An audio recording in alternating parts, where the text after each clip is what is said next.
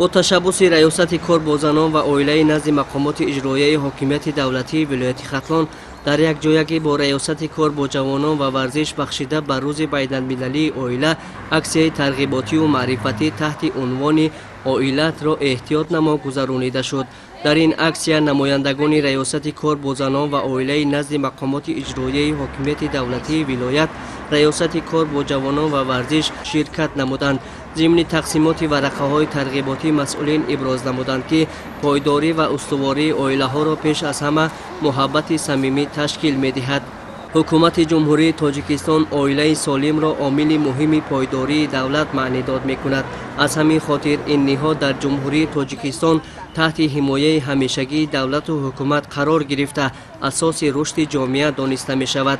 مسئولین راجع به استوار و پایدار ماندن اویله و در همین زمینه بلند برداشتن سطح معرفتناکی اویله های جوان اظهار نظر نمودند. پیشوای ملت محترم امام علی رحمان در هر یک سخنرانی هایشان تاکید می دارند که با وجود پرزور نمودن نظارت از بالای اجرای قانون های جمهوری تاجیکستان درباره مسئولیت پدر و مادر در تعلیم و تربیت کودک و درباره تنظیم عنعنه و جشن و مراسم در جمهوری تاجیکستان رعایت مقررات آنها بهبودی را طلب می نماید. پایدیوار استواری دولت اویله به حساب می رود. در تاریخ خلق تاجیک تشکل اویله همیشه موقع مهم و استوار داشت. نخستین آداب زندگی مهر و محبت و عشق و مهربانی در محیط اویله تشکل می یابد. از همین خاطر مقام و منزلت اویله همساله در پیام های اساسگذار صلح و وحدت ملی پیشوای ملت محترم امام علی رحمان مورد توجه خاصه قرار می گیرد.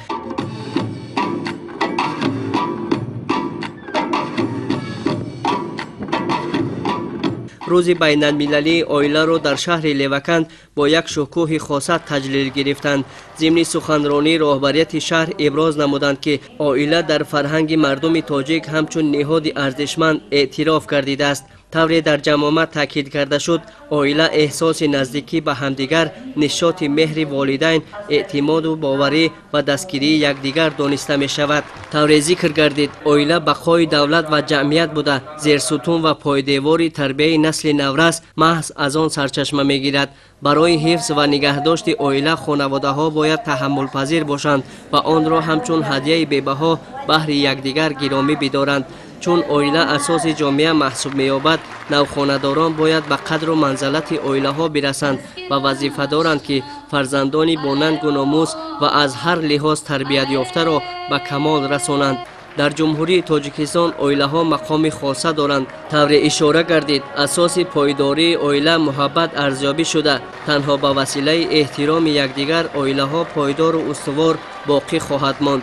در فضای ادانه از جانب ثبت اسناد حالت شهروندی شهر لیوکند با اویله های نمونوی و نوخانه‌داران افتخارنامه و تحفه های خاطروی تقدیم کرده شد.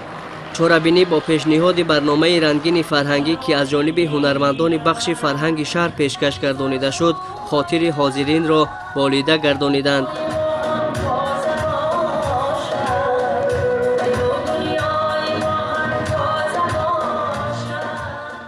همچنین در این روز رهبریت شهر و مسئولین ثبت اسناد حالت شهروندی در مرکز عدلیه و شعبه تولد بیمارخانه مرکزی آمده به نوزادان شهادتنامه تولد و تحفه ها تقدیم نمودند.